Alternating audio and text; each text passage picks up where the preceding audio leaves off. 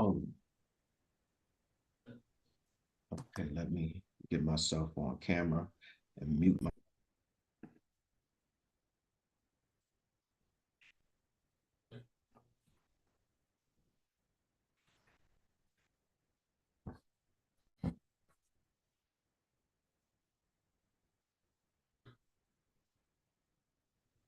I can't hear you.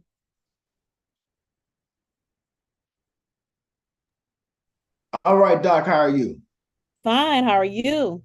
I'm good. I'm good. I'm good. I know we're a few minutes early, so I'm That's just going to set up so I could be able to actually see the comments from the live stream. So that'll take us Gotcha. about 1 second. No problem at all.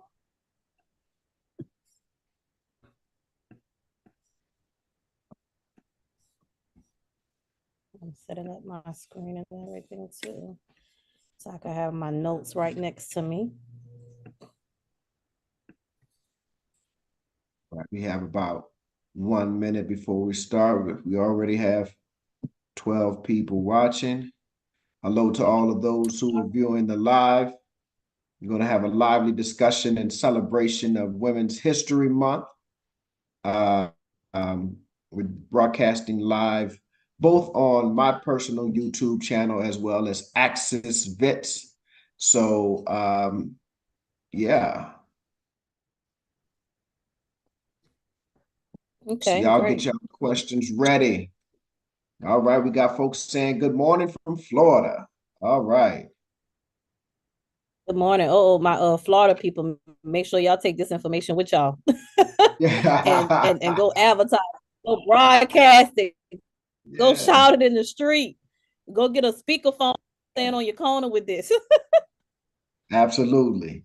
Oh, we got good afternoon, Fatima, SA Bound from Florida. Inter Molaco. Peace. Y'all, my South African family know I have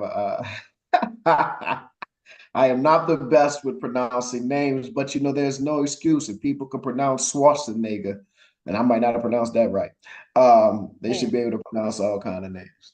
Right. I think people just know what we mean when we try to say Schwarzenegger, so they're like, okay, well, we with you. Right, right. Mm-hmm. All right, Doc. So, family, it is Women's History Month. And we had this sister on, Dr. Alicia Fontenette, during our Black History Month celebration. And the conversation was so lively and so engaging. Um, After that, I said, Doc, we have to bring you back to have a discussion because at that time we were talking about Black women in popular culture. So Mm-hmm. it was an easy transition to come back for Women's History Month and kind of continue this conversation about Black women, feminism, womanism, and maybe explore the differences between that, understanding the dynamics between feminism, Black feminism, womanism, and I guess we could say maybe traditional gender ideologies, right? Mm-hmm. So this is going to be a lively conversation. I'm excited to have Dr. Alicia. She is a New Orleans native, also a graduate of Dillard University, my DU. She is the executive director of the National Council of Black Studies, uh, and a professor. And, we are going to get right into it. So, Doc, welcome back. Thank you for having me back. Always a pleasure to not only work with the Center for the Study of African American Life and Culture, but also to always have lively conversation with a homie, having someone from, the boot, but more specifically New Orleans, right? Right. Just, seeing you doing big things and having you being on the continent, man, like it's every time I talk to you, I feel like I'm getting closer and closer to the continent, and I will be there soon, I promise you. Come on home. Come on home. Well, Doc, I won't I know you have a presentation, then we'll get into our discussion. Yes, yes. So welcome everyone again. Thank you for having me. And I'm gonna just get right into it, right? Like I'm gonna just go straight up and just say I understand and I respect Black women and women who identify as feminists. I understand what true feminism is and what it can be. But I also want to make sure that we're clear that when we talk about those who practice what we know as the traditional feminism, that it is indeed a racist ideology that claims to speak for all women, but continues to ignore the needs of women of color, Black women, while also suppressing our voices. I'm gonna just start off with that, right? That's why I found it so problematic when Beyonce came out with her self-proclaimed album, and when she performed it, she had in the background feminism, and all of a sudden we had all our Black girls running who idolized her to say, "Yes, I'm a feminist. I'm a feminist," not even knowing truly what feminism is. Now, true feminism, as I stated earlier, true feminism has the power to transform society. Yes, it does. But too often, what is advanced as feminism is actually what I would say white supremacy in disguise, right? Mm. And I'm going to say that because it could be called white feminism. And I'm going to say white feminism, it exists to promote the comfort and safety of middle class and affluent white women. So understanding when feminism started and we got Susan B. Anthony and all these other people, they were married to what would be seen as successful white men. Okay, let's just Mm. say that. And they feel left out, right? They're like, well, hey, I want to go to school. I want to do more than just be in the house and watch kids and look pretty and support you, right? So it was never about in its origins the condition of Black women, and it thought about the problems of Black women. That was not the case. It was these affluent white women who wanted to have equal access to success like their husbands, right? So at its core, and this is something that many people try to argue against, but at its core, feminism itself is a racist ideology that claims to speak for all women while still suppressing Black women's voices and other women's of color voices. And truth is, the priorities don't align because we have Mm. different issues. We are oppressed in different ways. Yes, as I tell my students, we could never take away a group's oppression, right? All women are oppressed under this ideology that we know as patriarchy. We understand that, but also understanding that white women benefit from their proximity to white male supremacy and their patriarchal norms, right? Mm. So white women have this proximity to power, and truth of the matter is they just want a piece of that power. They're not truly recognizing the needs of Black women and other women of color. So the only time that I would argue this, and usually I don't speak in all inclusiveness, like only or all, but I'm gonna say it this time. The only time traditional white feminism recognizes the voices of Black women and other women of color is only to further its own aims and appear inclusive. Mm. That's the only time, right? So when can we say that feminism truly represented properly addressing racial and economic intersectionality when we talk about experiences of sexism? Mm. Right? Like we really have to think about that.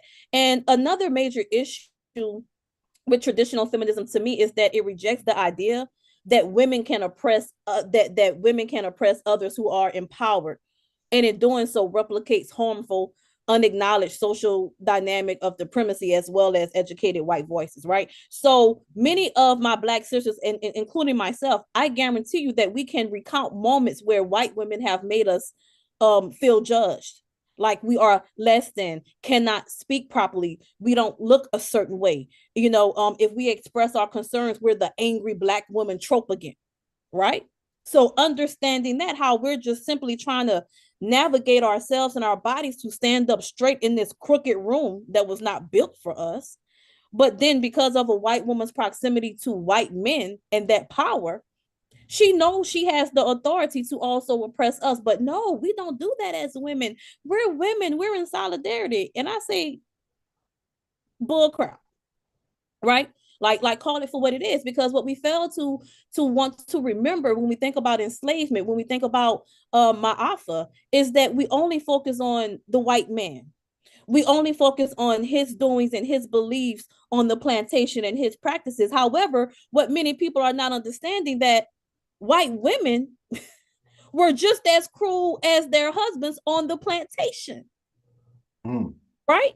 Understanding that it was white women during this time who also defined what it meant to be a woman. When we think about the cult of true womanhood, right? What does it mean to be a woman? A woman is clean, a woman is pure, she is seen. But at the same time, understanding that for Black women, if I'm in the field on side of my man, baby, my hands look like yours. I'm dirty. I'm not clean. I don't sit like a lady. I don't talk like a lady because I'm not being educated like, mistress in the house, and and our ancestors that she has in the house who she's being harmed, who she's harming as well. Right. But we don't talk about the white women's contribution to the oppression of Black people, but especially Black women, understanding that she knew her husband was sleeping with us. And you think she was nice to us when she decided to have us in the house? No, she beat us too. And as a matter of fact, when husband died, she made sure she was more cruel to us and the children that we had with her husband. Right? So just understanding that. And one of the movies that I like to show my classes is 12 Years a Slave, because it truly was a great depiction of the role of white women on the plantation. Now, understanding that these are the same white women who go on to start feminist movements and ideologies. So you mean to tell me that we really want to believe that this was started with our needs in mind? No, right? So then even when we see this today, so let's not just say, oh, racial issues and inequalities with class. Let's go to something all women deal with: childbirth. Black women are dying in childbirth at alarming rates compared to that of white women. So let's just bring it there, right? And that's just one quick example I want to give. When we talk about the maternal mortality rate for Black women, it's 4 times higher than that of white women.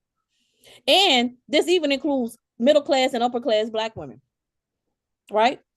Even Serena Williams came out last year, was like, yo, I almost died because my doctor ain't listening to me. And I'm a millionaire. I'm Serena. Right?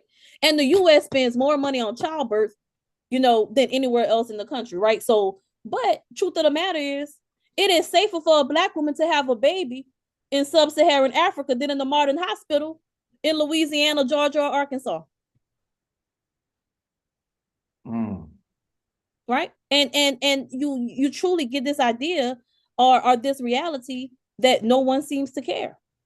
Right? So I just want to go back real quick to get on the the historical concept of it before I stick into our more current issues that I find, because I even believe that you have white feminists who also took over the Me Too movement, but I'm gonna get to that in a minute. Right? So when we think about feminism, we all like to start with Seneca Falls. We talk about Susan B. Anthony, but I want to note that when we think about our good old sister Sojourner Truth, right, that she was also the true representation of what I would call like planting those seeds and being the origins of what I would call Black feminism, right? Because when we ask that question, ain't I a woman too? That goes back to where she's already saying, y'all saying all this feminist stuff and all that, but wait, y'all not even acknowledging my humanity because you have me enslaved at this time, but also, ain't I a woman? Going back to the intersectionality of what it means and what it means to be Black and what it means to be a woman, how that has been ignored by traditional feminist thought. So I want to say that, when we think about the Black feminist tradition, that it grows not out of other movements, but out of the condition of being Black and woman. Because feminism focuses mostly on just, hey, womanhood, but let's just be clear, white feminism, white womanhood.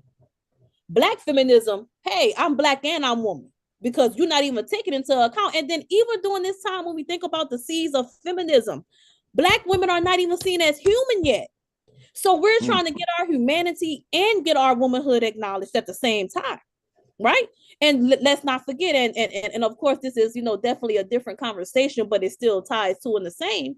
Even Black men who were once enslaved got the right to vote before white women, right? Mm. So that right there shows you the power of patriarchy, right? Mm. Right. And then once Black men had the right to vote before white women, you think she was an ally? Oh no, that was when she started racial stereotyping Black men more so, right? So Mm. understanding that when we talk about Black feminism, it's not a rejection of feminism. It's calling out feminism for, hey, you are not thinking about us as Black women, right? Like, hey, we have to understand that Black feminism lies in this tradition to resist, you know, this idea of the singularity of what it means to be human and what it means to be woman. No, we have to make sure that we understand that to be Black, to be woman, that Black feminism itself is characterized by its multidimensional approach to liberation, because we have women issues, but then let's be clear, we have some racial woman issues too, right? So in 1864, you have, Sojourner Truth and her activism, and you have her, slogan, I quote, I sell the shadow to support the substance. Truth was able to capitalize off of her words, and she was able to support herself and do her speaking tours during this time, just wanting to acknowledge that. But also, her being able to claim ownership to her words, to her image, to earn a living. That in itself was revolutionary, right? So when you think about Sojourner Truth and her contribution to this, and when she stated, quote, I used to be sold for other people's benefit, but now I'm selling myself for my own. Mm. We never heard white women having to deal with this type of stuff, right? Because it Right. was understood their place. So when we think about expressions of Black feminism, we also have to understand how it can be seen in written and oral accounts all the way back to the 1830s. Mm. The 1830s, right? And I'm gonna, hail this sister, hold her up high for, Women's History Month. But around here we talk about Black women, right? We talk about Black men because it's about us every month of the year, I feel, right? But Right. she is the most known and should be known as the Black feminist foremother, right? Ever since she Mm. asked that question, hey, ain't I a woman too? That was her challenging these ideas and ideologies of feminism from the very beginning. And throughout her life, she linked this movement to the abolishment of slavery, to secure women's rights, Black women's rights, stating that for Black women, race and gender cannot be separated. Right. So Mm. Sojourner Truth was talking about intersectionality before Kimberly Crenshaw, came here with Right. this thing, right? So she was already talking about this. And what I love about this is that when you think about Sojourner Truth's speeches and her activism, that it not only represents the Black feminist tradition, but even in all her broken dialect, it is an intellectual, artistic, philosophical, activist practice grounded in our lives as Black women, in our lived experiences, right? So people could look at it as being broad, because it has to be, because to be Black, to study Africana studies, that in itself is intersectional. Black thought, Black religion, Black politics, right? Black, like you cannot study anything and not have that Black aspect of it.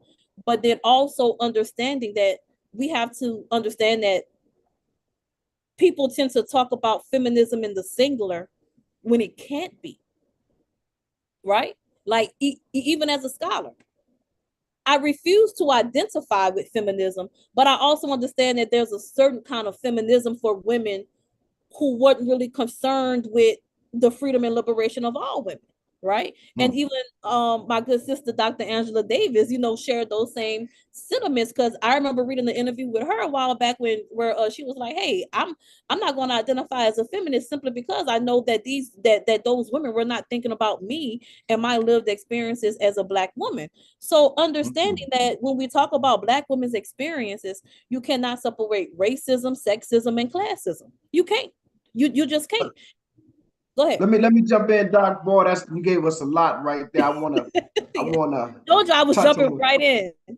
Yeah, yeah, you a 0 to 100 real quick, in the words of the great philosophical musician Drake. Yes. Um, but I wanted to jump in, and I wanted to talk because you touched on a few things. I took a few notes here. When we look at um, the history of white women in the United States in particular, there's a book by Stephanie Jones Rogers. They Were Her Property, right? Mm.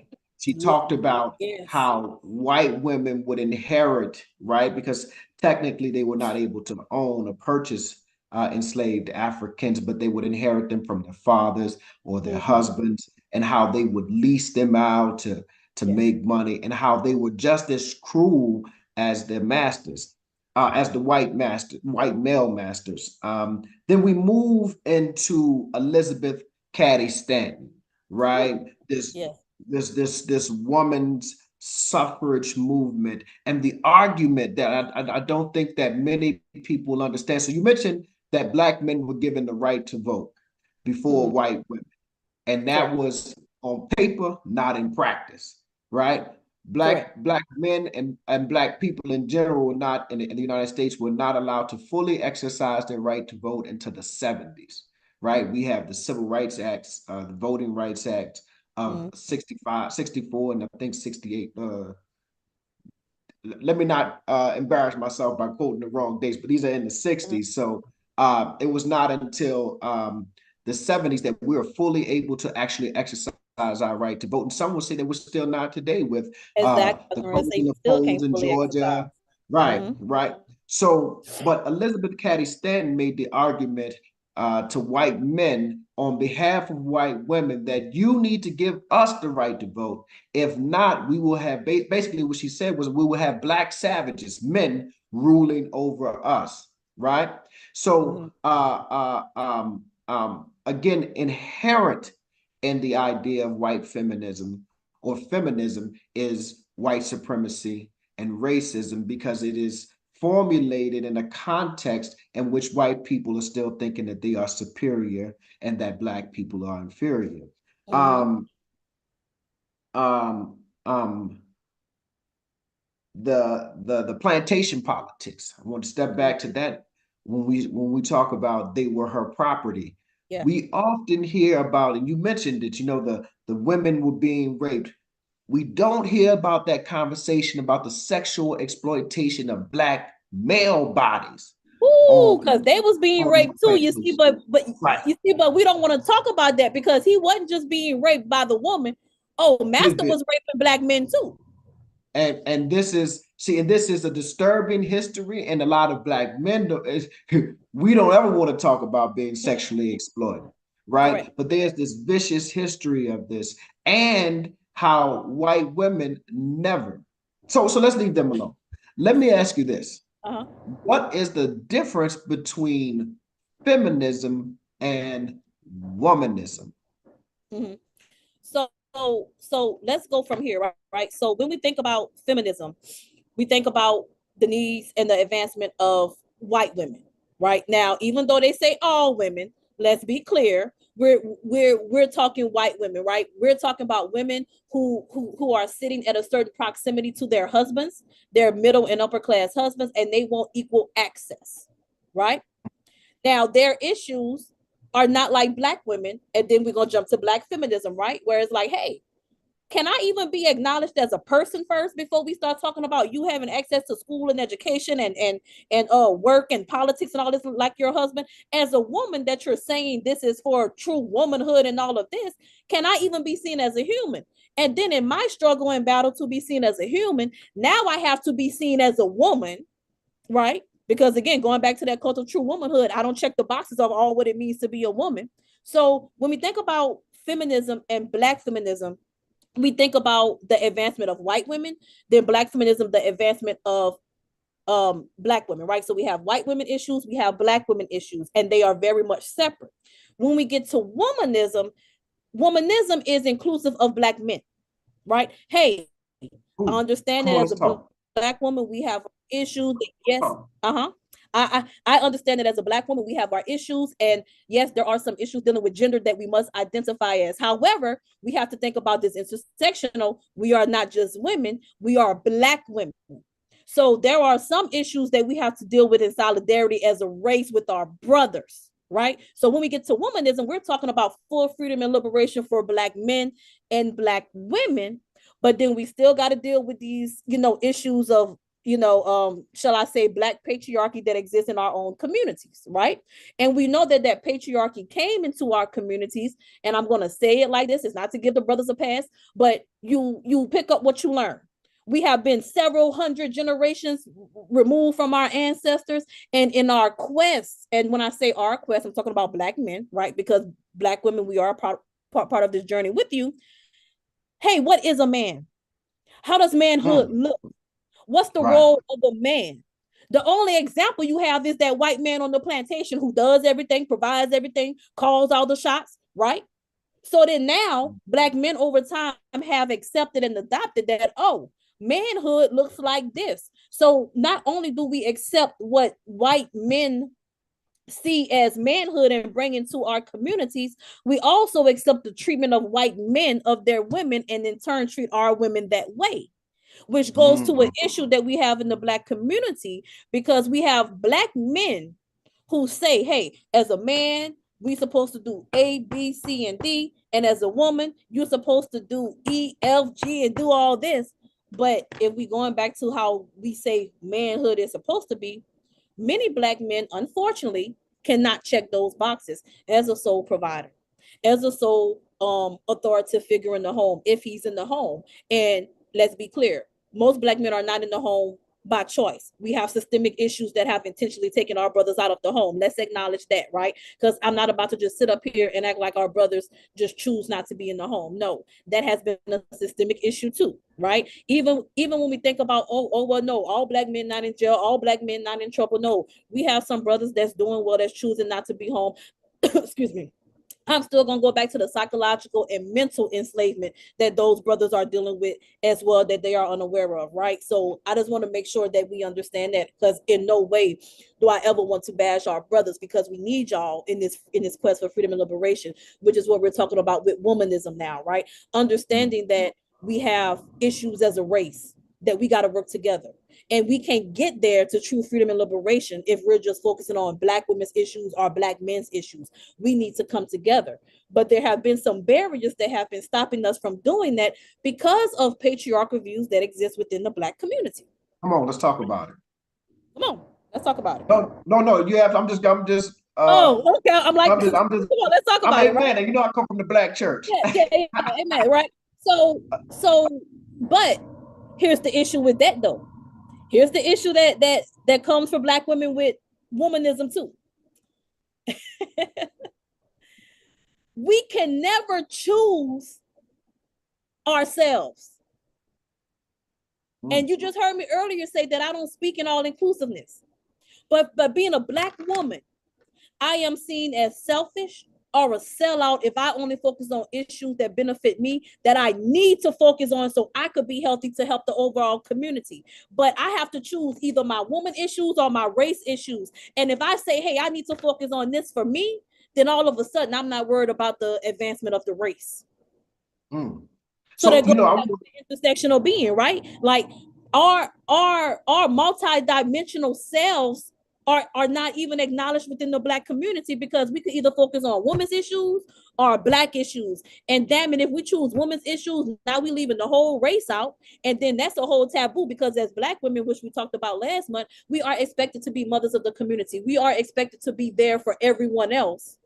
Right? Going back to this bridge called my back, everybody else could ride my back and roll and walk across my back to get to freedom and liberation. But then as a Black woman, at the end of the day, I'm damn tired because I have taken care of everybody else but myself. And that's the expectation. Yeah. So I want to ask a few questions, because this is an interesting dialogue. You brought up earlier the ideals of womanhood, right? Being clean and this, that, and the third. And so we hear this podcast echo chamber of black men and black women going back and forth, and you need to, black men must be the sole provider, and going 50-50 versus, man. And I say, well, what history do you Negroes read where black men and black women both haven't worked outside of the home? Remember, we were slaves, right? And after slavery, Big Mama and Papa was cleaning white people houses and working in their yards, right? We have always the black family has all the men and women have always worked outside of the home. It's always been a need for a two-income family just for us to meet the poverty standards, right? So it's very interesting that you mentioned that we have taken on this white patriarchal idea of masculinity, right? And so when I hear these brothers parroting this white patriarchy, I know that they're not in touch with their roots. They don't understand the conditions from which African Americans derive. We are the children of slaves. We are the children of the help. Remember the movie The Help? That's us. That's us. We are the help. And black women will cook it. They will, and as you mentioned, they would have to do all of this stuff and then come home and try to be a wife, then come home and try to be a mother if they had the energy to do such. But it's interesting that oftentimes it is framed that, black, as you said, black women have to choose between race and gender. And my question is the converse, right? Or the inverse. What issues are specifically for black men, right? Do not black men have to also make this decision between race and gender? Because I look at the Black Lives Movement, right? Black Lives Matter movement. What was done, in my opinion, was the bodies of black men were used as a stepping stone to create conversations around all sorts of other issues. But the question is, what issues were specifically about black men? Because it's not just black men who are being murdered by the police. It's not just black men who are being overly incarcerated. In fact, the fastest growing incarceration demographic is black women, right? So what are the specific black male issues that we somehow, how can I phrase it? It is often phrased as if black men or black, let me rephrase, let me back up. It is phrased as black women have to choose between gender and race. And I absolutely understand that, because being a part of an oppressed class of people, you have two separate fights. But then black men have a two separate fights, right? Wouldn't we agree with that? That black men also have another fight, that what are our specific gender politics specifically for black men? Because all of the politics in the black community, none of them are black men gender specific. They're either for all of the black community or they're for black women. Is that making sense? Yes. Now I'm with you a little bit, but I got to push back on some stuff, right? Because go ahead. When we think about manhood, that itself is solidified. What it means to be a man, and that is not questioned. That is not questioned, right? Like what it means to be a man. You are a provider, you are a protector, right? You are a leader of the family. And if you want to throw religion in there, which, oh Lord, is a whole nother talk when we talk about black folk and religion, right? You lead your family in righteousness, right? We understand what manhood is. Now, this whole thing about womanhood, right? When we going back to what it means to be a woman, and when we go back to the cult of what it means to be domestic, right? This cult of true womanhood, right? When we think about piety, right? It is a duty of respect. As a woman, you are to respect your man. No one has ever questioned that about manhood. And it's the expectation of all men, regardless of race. You are to respect your husband. You have the issue, like we look at people crazy when they challenge their husbands in public and stuff, like, oh no, you should have did that at home. You don't do that out in the public. Oh no, you don't do that, right? When we think about purity, a woman is supposed to keep her body clean and to herself until her husband right? It's for her husband. That's not an expectation of men. Again, because it's an expectation that men, hey, be fruitful and multiply. The good book says that, right? Then think about what it means to be domestic. You cook, you take care of the kids, you take care of your husband. Even if you tired all day from your work, from the cooking, from the cleaning, and then not today, Black women got to go to work, which that wasn't a traditional role of women back in the day. So I'm gonna get to that in a second too, to talk about how we get here with our perspectives of womanhood and who's supposed to be doing what, right? But you cook, you clean, you keep the house up, you make sure the laundry done, everything for when your husband gets home, right? And when he gets home, even after you've been doing all that stuff all day, the kids need to be clean because he needs to come home and see his house in order. And you too, after doing everything you've been doing all day, you need to go throw some damn lipstick on too, because you need to be presentable for him all day after you've done all what you've done all day. And then even after at night, after you have fed everybody, after you have put everybody to bed, after you have washed up and cleaned up from the day, you still need to roll over because your husband expects you to, right? That's what it means when we talk about being domestic. And then now we go to this submissiveness. What it means to be submissive to your husband, to honor your husband. Even when we get married today, what it says, to love and honor your husband, but they don't say that for the wife, right? So when we go to the roles and expectation of what it means to be a woman versus a man, we're talking two different ideologies here, right? We would it's two different rules, two different ideologies. Now, what has gotten us off track in terms of Black women and Black men and this idea of manhood and womanhood, because what I just gave you was the Eurocentric perspective, right? And remember, that's all we had to go by after being several generations removed from our ancestors on the continent, right? So all we had to go by is what we knew for manhood and womanhood based off that. Now, you have Black men, our brothers, who go by this idea of manhood and womanhood and the roles. But guess what? Back in the day, the white women, they did not have to work. The expectation was these four things that I just laid out to you in terms of the roles of a woman. But if a Black woman has to work, if a Black woman has to provide, if a Black woman also has to do all of these things and to protect and to take care of the community and to be again, I'm going to say it, to have her back used as a bridge for everyone, Black men still have the expectation of her to be submissive, to be domestic, to be pure, to be submissive, piety, all this. And it's like, how?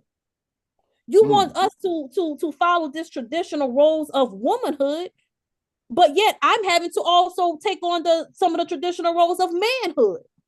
And then I also got to validate your manhood, even though you can't check all the boxes.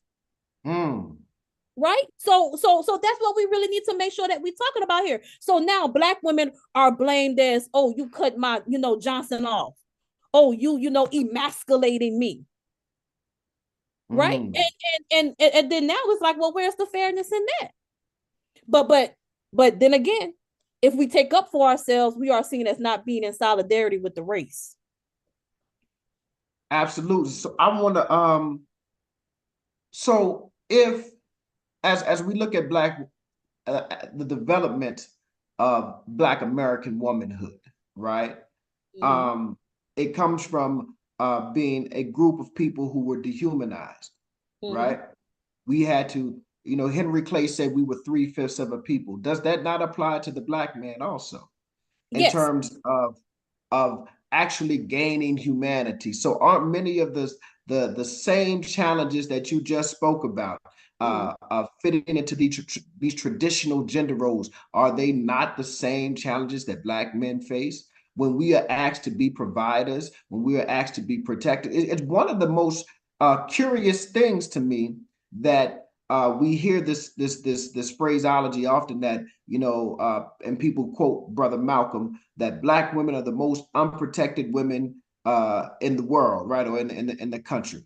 And the problem I understand the sentiment, but the problem I have with that is that we are an oppressed group of people.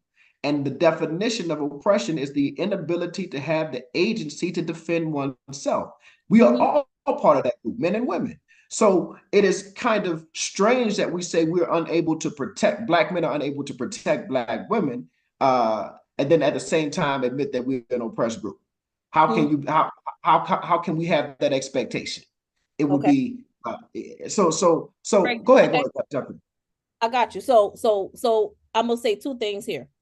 First, Black men, and when we talk about the criminality of Black men, the dehumanization of Black men, that's been from the jump. And as I started off, it was white feminism who also started this criminality of Black men, because now, hold on, because patriarchy is so strong, and my husband see the necessity to try to give you more rights for my advancement before me. Oh no, I have to make you out to be the devil. I have to make you out to be a beast, right? And that's where we get to, we have Birth of a Nation. We have Birth of this, a Nation, right?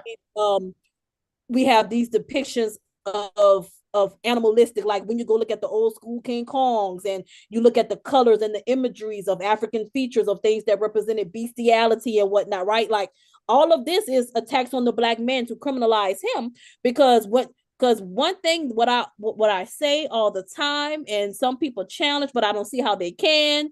When we look at white supremacy, one of the major goals to, or things that is a necessity to maintain white supremacy, is to protect that white woman in her womb. And in order to protect that white woman in her womb, you have to criminalize anything that's not white that could enter that womb and start creating other races, right? So let's start there. Now, the issue that we have in the Black community in relation to this whole what it means to be a man, what it means to be a woman, and all this stuff that I named, we did not define those terms ourselves. That's my point.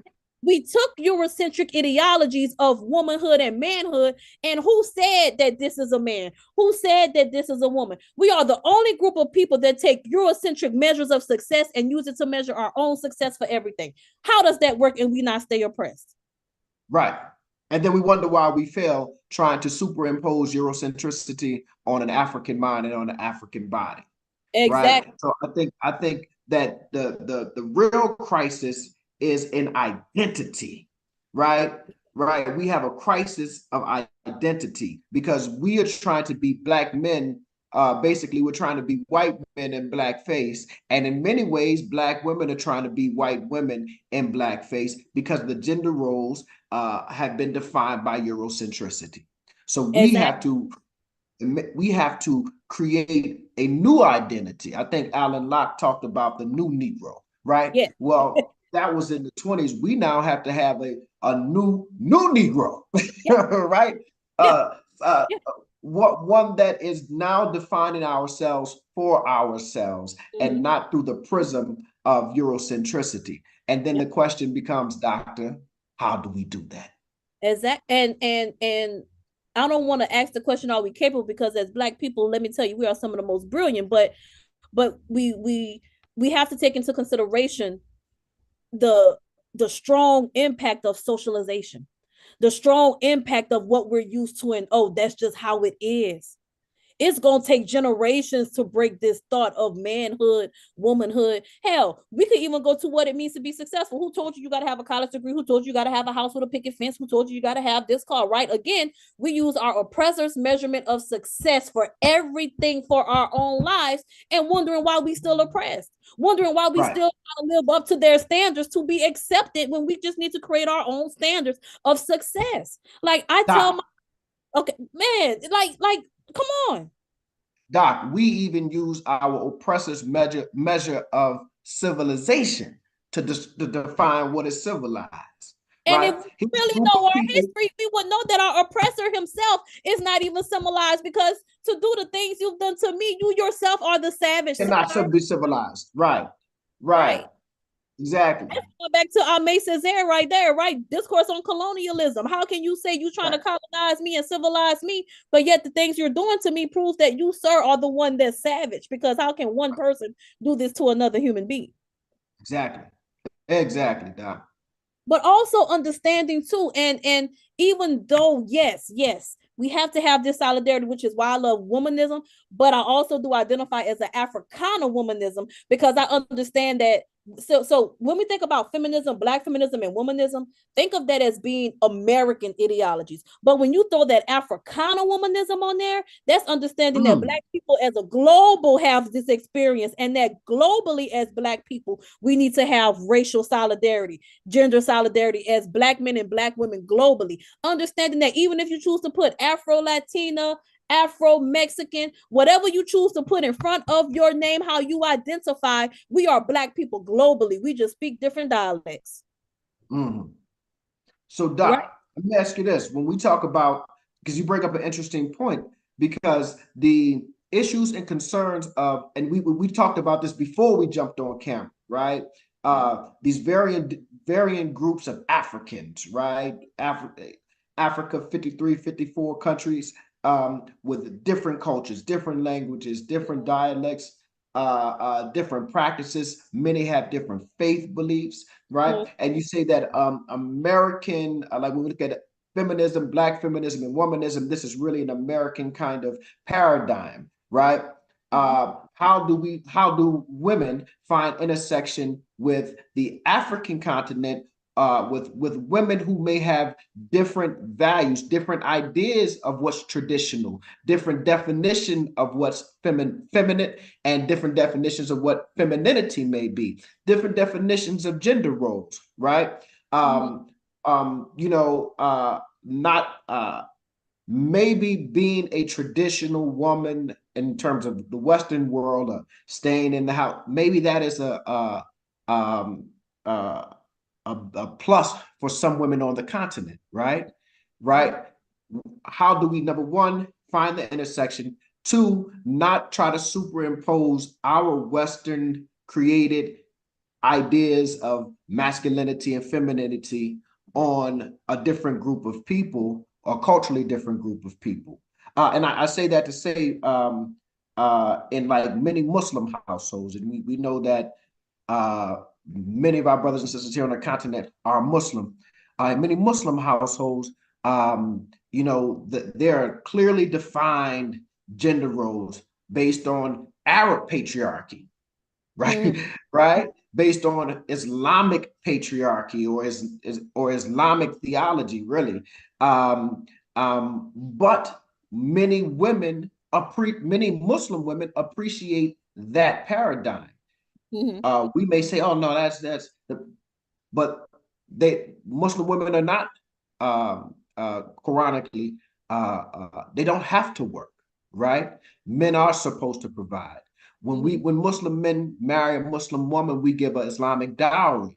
That's money for that woman in case there's ever a divorce, right? So there are certain traditions and practices that may seem foreign to us, that other women in other cultures may embrace, that may seem contradictory to the feminist cause, as contextualized in the American context. What are your thoughts on that? So, in order for us to truly have solidarity, I'll repeat one thing that I said earlier, is that when we think about Black women globally, we have to understand that racism, sexism, classism, you can't separate that. Now, understanding that our needs as Black women globally, we're going to have different worldviews, and that our worldviews are distinct from Black men and white women globally. So once we understand that, we have somewhere to go.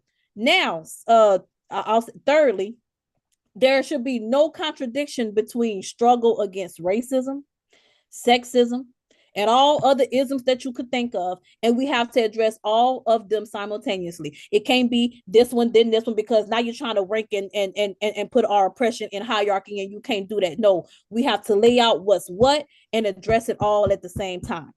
That's how you get there, right? Understanding that, in the Black community, we have this saying, we lift as we climb.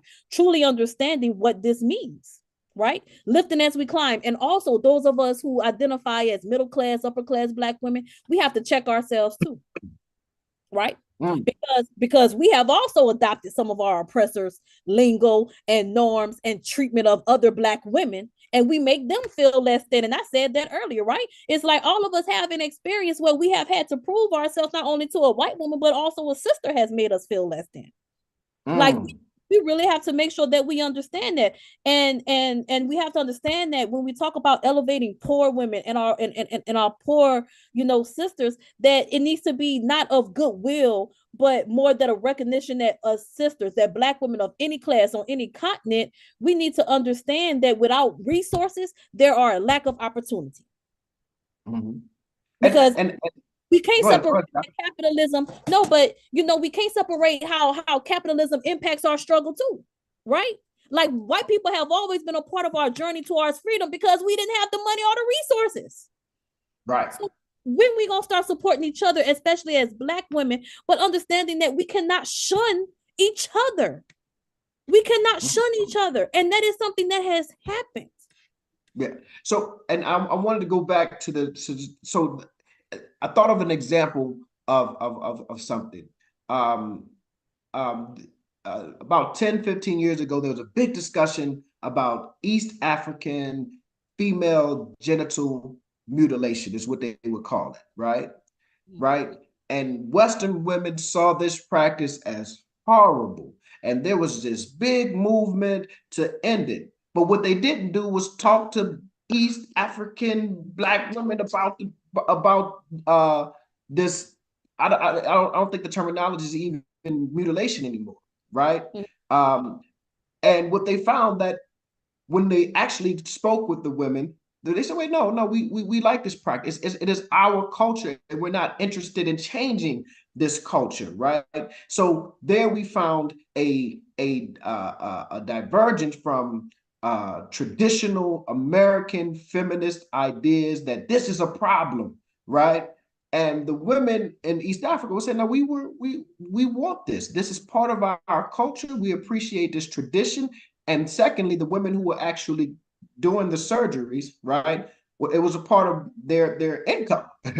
So now the approach was, okay, can we find a safer way to do this? Can we find the best practices to do this? And that's I think my point is, like, sometimes that it happens even with Black Americans who come to the continent, right? We want to kind of impose what we think is right onto the continent. And we have to guard against that the same way we have to guard against it when it comes to like the ideas and understanding of gender and its application in the world in a different context. What you may see as a problem, everybody may not see as a problem. But that goes back to what I said about having an understanding of different worldviews, right? Right. Understanding that we cannot define oppression for other brothers and sisters. Now, this also makes me think of this image that I like to show my students when we start classes, and I'm talking about this idea of oppression and us not taking oppression from another group or trying to define it. It's this cartoon image of an American woman in a swimsuit. I'm talking about she, bam, right? And then she's looking at this Muslim sister covered up in everything. Yes. And they both telling each other, oh my gosh, she's so oppressed. Yes. Right? That's understanding that you have the freedom to show your body and do all that. But another question I ask my students, when we think about the looking glass self, and when we think about how we see ourselves in the image of other people in terms of how they see us, you have to ask yourself, when you get up in the morning and you getting dressed and you looking in the mirror, who are you really looking in the mirror for? Because we like to lie and tell ourselves, oh, I think I'm look good. I'm getting dressed for me. But truth of the matter is, you looking in that mirror to see, well, other people, hey, you're looking at yourself one last time to see how other people will see you, to see if they would think what you're thinking, because you need them to validate your thoughts, right? So understanding how, we think we have all these feelings because I could show my body if I want, and I could just shake my ass and do all this, and oh, I'm free. I'm doing this for me. And then we looking at our sisters who practice, Islam faith, and it's like, oh my gosh, she has to cover up. Oh my gosh, she's so oppressed. But we looking at each other, realizing that, hey, because it is a belief that Muslim women cover up their bodies because it's that's only for your husband to see, which I can understand that, but you see how we have a lack of understanding from the Western side of their perspective and worldview of what that truly means. right? Mm. To honor one's body. We don't get to define how that looks like for another person. And that's something Right. else I tell my students. We cannot define what freedom looks like for other people. That is an individualized definition that we have to decide for ourselves. What is Mm. freedom for me? Right? Mm. Now, we understand that we have some overarching goals here. Like, hey, as Black people, we need to be able to be free, like have true freedom of speech, have to, have true due process, have true, like, we understand what, Right. broad freedoms are, but you can't get to decide for me what freedom is, and we cannot judge. And that's what I go back to earlier. As Black women, we tend to shun each other a lot, especially our young sisters who trying to figure it out. At one time, as Black women, we all wore shorts too short. We all, was in, Club Ambrosia at some point back in the day, right? Like, come on now. We all was in Ambrosia back in the day. So just because you figured it out and you got to live a little longer and you was able to learn some things, you ready to shun the sister who's doing the same thing you was doing at her age? Like, I remember my grandma used to tell me, just keep living, baby, you'll figure it out. Yeah. Yeah. But Yeah. we are not supporting our young sisters that way. And then we wondering why they're not taking our advice. It's just like Mm. going into church, right? And that's gonna make me bring this up, because we talking about traditional manhood and womanhood here, understanding that queerness is also a part of our tradition as Black people. And that when we think about queer Black feminism, right, queer womanism, queer Africana womanism, understanding that our queer brothers and sisters have always been a part of this struggle too, right? And that's another conversation that we don't want to deal with, because we feel like, oh no, that's a whole nother issue we got to fight. Let's just deal with our issues on, making sure people see us, see us in our humanity, and that they see us as Black men and Black women. We don't want to deal with that queer stuff now. Well, guess what? We will never have true solidarity, because they've been a part of this journey too. Absolutely. I always say, you can't put all the gay Black people out of the church, because who's gonna play the organ? Who's gonna direct Boy, the choir? boy, listen. But we have to tell the truth though, right? But then going back to what we said earlier about that plantation life, queerness has been a part of it. Mm. Queerness has been a part of it. Even when we go back on the continent, queerness has been a part of it. Yeah, that's and that's a complex and nuanced conversation. Right now in Ghana, they have proposed a law, anti-LGBTQ law, and from our Western perspective, we're saying, oh, that's wrong. But again, and I'm not taking a stance either side of it, right? I support all Black people, whether you're gay, straight, trans, or whatever have you. That it is about the liberation of all Black people. However, Mm, a sovereign nation has a right to create laws to maintain this. As a sovereign nation, they have a right to create laws that they feel best fit within their cultural paradigm. So, that becomes a tricky situation, and then you start playing. You start mixing religion and faith practices into it, and that is a very nuanced conversation that Black people do need to have, because homophobia has done so much damage, right, to the Black community. yes, I think that James Baldwin, besides that's father right there. I love yeah, me some James Baldwin. That's right, father right there, man. besides and I'm blanking on the brother's name, the wretched of the earth. France Fanon. Besides France Fanon, I think that James Baldwin is the greatest example of Black genius Ooh, ever yeah, created. But it was yeah. homophobia. It's Giovanni's room. homophobia that I'm sorry, say it Giovanni's again. room. Giovanni's room. He put it out there. Right. I think that it is homophobia that has has really dimmed the light of Baldwin, and especially in Black America. We Mm-hmm. talk about Bayard Rustin and the genius organizer that he was. Many people just learned of Rustin's name because of a Netflix movie, and that's sad, because homophobia has made us place him in the shadows. And when you do that, you're placing the genius of a man in the shadows, not just his sexuality. You see what Yes, I'm saying?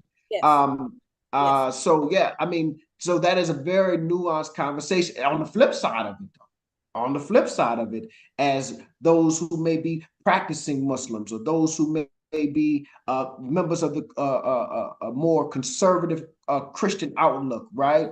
There becomes this conflict, right? Mm-hmm. How do I reconcile embracing that which my religion, right, my God defines as a sin or as a problem, right? So there has to be a real serious conversation. Now, I've reconciled it by saying liberation first, Yes. right? Yes. Liberation first, and we'll argue about all other stuff later, Right. right? Let us get free See, but why first. argue? But here it is. But why argue? And I know we about to run low on time, and we still got questions. It's fine. I don't mind staying extra 5 or 10 to hit questions from the audience. But we we we praise Alice Walker. We praise Audre Lorde, but do we really know what they were saying, right? Like when you think about, and if y'all have not read the Combahee River Collective put together by Barbara Smith, go ahead and read that. But then when we think about Alice Walker and understanding that when she said her term womanist, and it wasn't to necessarily just describe a black feminist or a feminist of color, it was more of what it truly means to be human, an expression of feminism that also acknowledged queer black women, and understanding that when we talk about Audre Lorde, Sister Outsider, right? That we understand that, hey, there are connected issues between sexism, racism, classism, and heterosexism, because what we not focused on is that black women are often taught to be at a disadvantage because of racism and sexism, but understanding that we also have this issue of heterosexism that comes because we talking about this freedom and liberation in heterosexual women's bodies, but we leaving out our queer sisters. And you Mm, can't do that, right? Like the struggle for freedom, going back to those different worldviews, you have to be exposed to different forms of oppression, and you got to understand those different forms in order to dismantle them. No oppression mm. can be dismantled if it's not understood. So we up here want to talk about how all this work and stuff is done, but are we really paying attention to how we are grounding our work in freedom and liberation in heterosexual black bodies only? Yeah. Liberation can, if you love black people, liberation can't be for just 75%. I mean, that's a C. And then we got trans sisters That's out a here. C. But We got trans women, we got trans girls, we got gender non-conforming people. We have to be inclusive of everyone here if we're truly talking about solidarity. But now that goes back to what I said earlier. We got to choose. We're going to deal with our gender issues, or we're going to deal with race. And you see how we're still being forced to have to choose. Yeah, I say that black women are oppressed, black men are oppressed, black gays are oppressed, black lesbians are oppressed, black trans are oppressed. The common thread there is blackness. So let's get this black freedom and liberation struggle out the way. Yep. But we have some And just love questions. people for who they are. Just love people for who they are. Why should it matter who somebody's sleeping with? Love them for who Right, they, if you truly understand what it means to be human, because that's what we right. ain't talking about, right? We ain't talking about what does it truly mean to be human. Mm. And what does it truly mean to love black people? Because aside from our gay, lesbian, trans brothers and sisters, and some of us who may be Muslim, some of us who may be Christian, may find it hard based on not even their lifestyle, based on their sexuality, to love them, right? But Mhm. we also got to love the criminal, right? I know black folk who's murderers, who's thugs, who's drug dealers, right? And if you Yep. love black folk, you have to love them too, right? And love them enough to pull them out of the criminality, right? Love See, them but enough to I'm even gonna see say the this one last thing. I'm gonna say this one last thing because we saying the word love a lot too, but also mm, understanding what love is, because we tend to say like for example, I I will argue we grew up using that term wrong. And I'm going to use an example with myself. I would say, I love crawfish. But then again, if you love something, it can't just be something that's beneficial to you. We love things because of how it makes us feel, because of what it does for us. But if you truly understand what love is selfless, right? Love, like you can love a person and they may want to do something that hurts you and it has no benefit to you. But if it's something that's good for them, if you love them truly, you would be okay with it and let it go. So then now we get to understanding Oh what love man, is. Because Doc, love is that's gonna be our next because we got to talk about love because I got my issues and strain. I mean not issues. I think that our presentation and understanding of love, particularly romantic love, is only with about black 200 people. years old. Let's get to Right? No, some bell hooks, right? Bell hooks, all about love, but truly understanding that love is supposed to be something that does not truly benefit us. Because when you truly love, like what they say, if you love a flower, don't pick it, you leave it alone and you let it grow. But you want that flower so badly, right? You see, but we only love when it benefits us. and I think we need to understand what love really because I'm gonna go ahead and we'll get to the thing. I think love is an emotion just like any emotion. It could be, we always say your feelings are valid, can be false, right? Cognitive behavioral therapy teaches us that what we feel may not necessarily be the reality, right? And love is a feeling and it's fleeting. Sometimes it can be false, right? But it's And so we more have than to have something, we have, huh? it's an action more than a feeling, though. I will argue because we could feel all we want, but my action has to show that I love you because I have let you go. I have let you live. I have let you do what you wanted to do, even though it doesn't benefit me and it hurts me. Mm. Love, you know Well, what I'm saying? You then love is I don't know vulnerable. if that's love though. I don't know if you doing something is going to hurt me if that's love. But See, let's set aside because if a we time talk that we about can have. freedom and liberation, hey, But it's I think we gotta get a clarity on the definition of what we mean by love because yeah, we're right. We throw that word around, right? And many people tell you that love is never enough, right? Everybody that yep. walk down the aisles You claim saying they you love love that person. people, and you saying you love black people, but what you're Yeah, doing if it don't benefit you? Yes, it is an inconvenience to be out here marching all the time. It is an inconvenience sometimes to have to sit and just write when I'd rather be doing something else. But because I love black people, it's the sacrifice.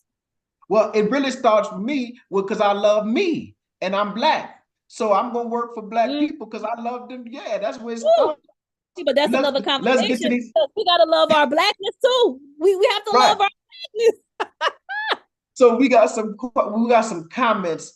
One brother, Geechee Dan, who is also from New Orleans, shout out to the 504. He says that welfare back in the 60s required black men not to be in the home.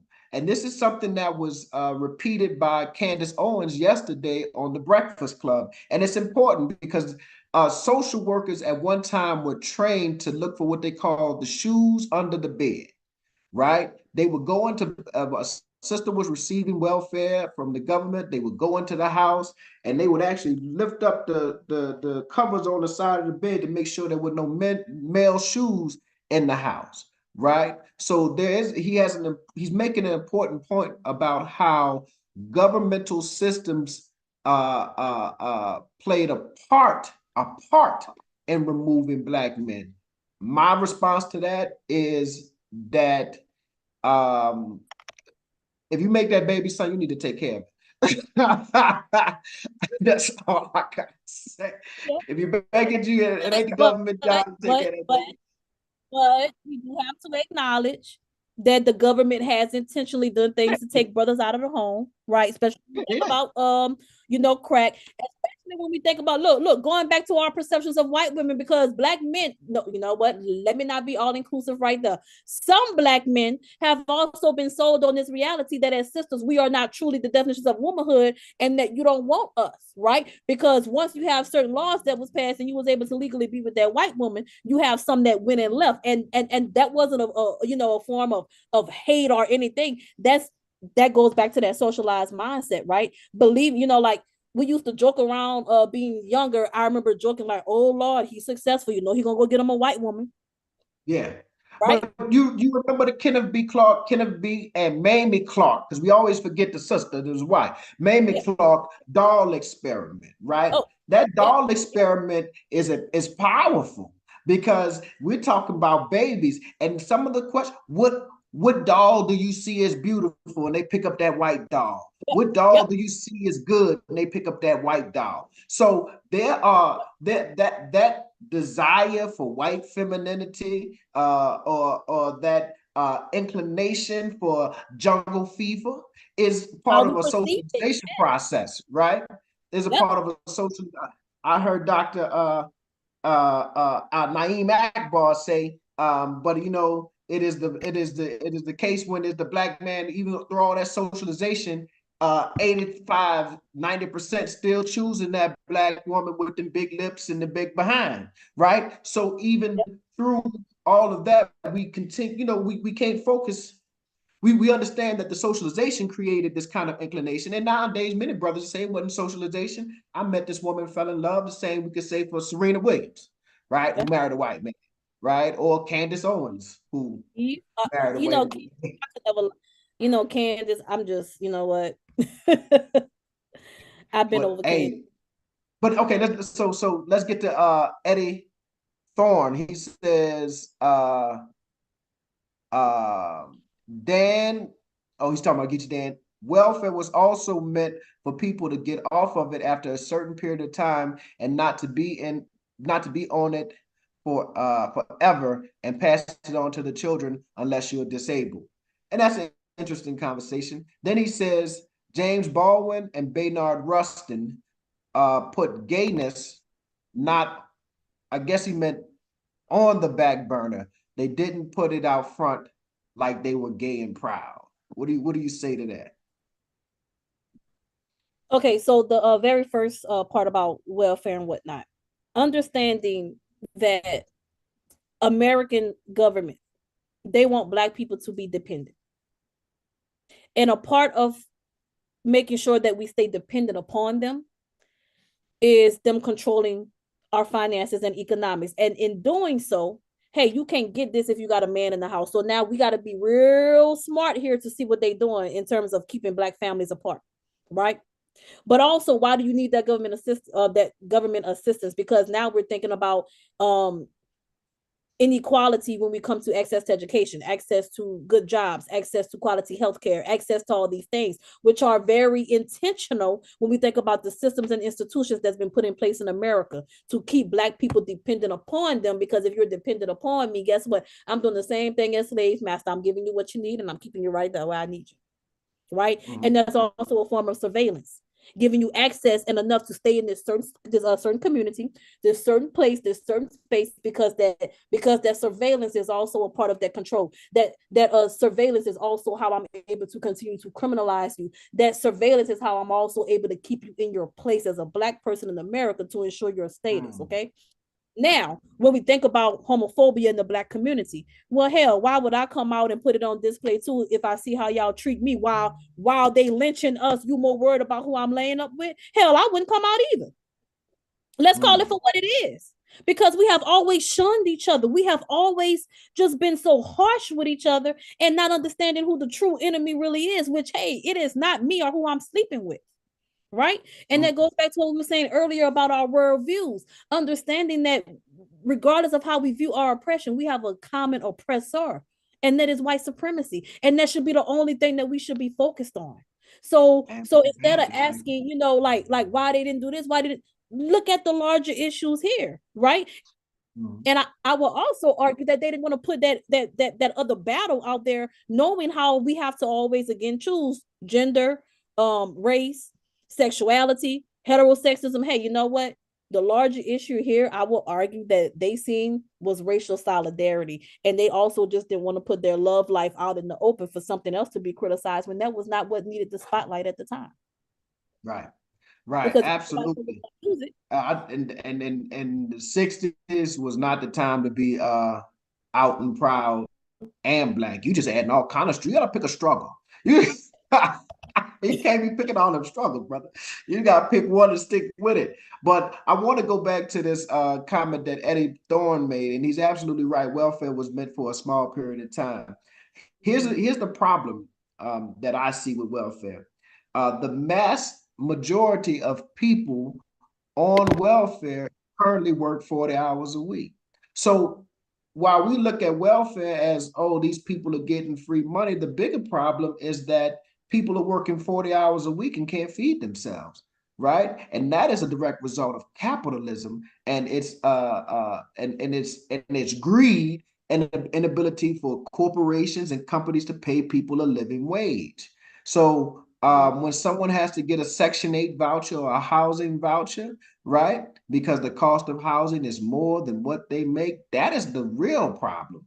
Not that a person is trying to get $340 a month on food stamps. And then I'm black and got, I'm black with a lot of ghetto tendencies. So I'll be like, man, get all that free money you could get. Amen. And then when Get all really the all free money you can get, my brother. today, everything is just so high, but also noting that we are not the majority on welfare either. Uh-oh, I Like, missed that. I think my live stream went out for a second. okay, but also noting that we are not the majority on welfare either. Right, right, We are not the right. one capitalizing off of government benefits. Exactly. Exactly.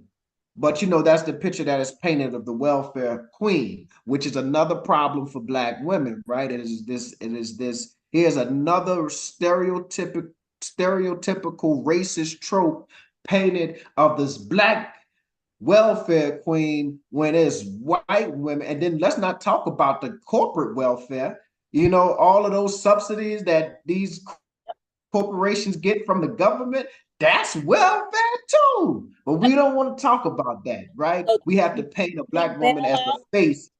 Huh? bailing out the banks, bailing out these corporations. Right. AIG, General Motors, and we ain't seen a dime of that, right? So we Yep. we And kind then of you coming back for my people for that little bit of FEMA money you gave them for Katrina. um yeah, I did get that FEMA money, and then I got me some what you call it, Red Cross money too. Yes, Lord, that's the start of my reparation. That's the down payment on my reparations, baby. That's Oh, that's a whole nother. Oh, that's definitely another conversation. Reparations, right there. Doc, it was an absolute pleasure. We're gonna have to make this a monthly thing, right? Oh, We Lord. can once a month. And maybe we could talk about contemporary issues because I enjoy these conversations. I think that too often academics are trapped in the ivory tower / ebony tower, and everyday people don't hear like the discussions that we're having. And everyday people are having these discussions, right? But we get caught up Yes. in, oh, I gotta write this article, I gotta write this, I gotta do this, I gotta present at this panel because I'm a Negro with a PhD, But it's right? real. And right, Real. That's but life, man. I'm on the book now. It's life. right. Hello, family. Happy belated birthday. Oh, thank you, Miss Edwards. But I think that as just like everyday black people, and I think that's what I love about being from New Orleans and what I love about my people here in Johannesburg, South Africa. I'm around a lot of everyday, as Sly Stone described, Yeah. everyday people, right? So I think as everyday people, it's great to be involved in these type of conversations. And I know it's interesting because we've had 30 some people watching this entire time. And Wow. they're leaving comments. There's small on the comments, just saying great conversation someone just put up. But I know that they're interested in these type of conversations, whether it be about gender, whether it be about race. I mean, there's so many things that we can talk about. We could maybe next time we'll talk about this presidential election and the scapegoating. All right, maybe we'll talk about black men next time. The scapegoating of black men by the Democratic Party already is being formulated in case Biden loses. That's my loses. That's my uh Well, idea. I live in Delaware, so Biden country. So, you know, Mm. I definitely hear some interesting conversations here. I actually was at a lunch last week with his sister and the governor's wife. Just interesting conversation. So, we are everyone here is definitely paying attention to this election. Oh yeah. I'm gonna pay attention to it from over here in South Africa. And I'll be like, ooh, such a shame. Well, hey, like I already told you, my brother, just let your wife and kids know until Alicia come in, and we're gonna have to definitely have one of these talks in person or something soon. Absolutely. Doc, it was always a pleasure speaking with you. This was a great conversation. Again, somebody said, yes, we are good to talk and listen to people that look like us. And I think that's also important. Ashe. Um, Family, thank you guys for tuning in and watching. And I will be back on my channel with a video with the wife at some point between today and Sunday. So you guys have a great one. Beautiful. Thank y'all again. Y'all have a good one. All right. Now I got to figure out how to stop this live stream. It's always an issue. We're just gonna end. All right, Doc, you have a great one.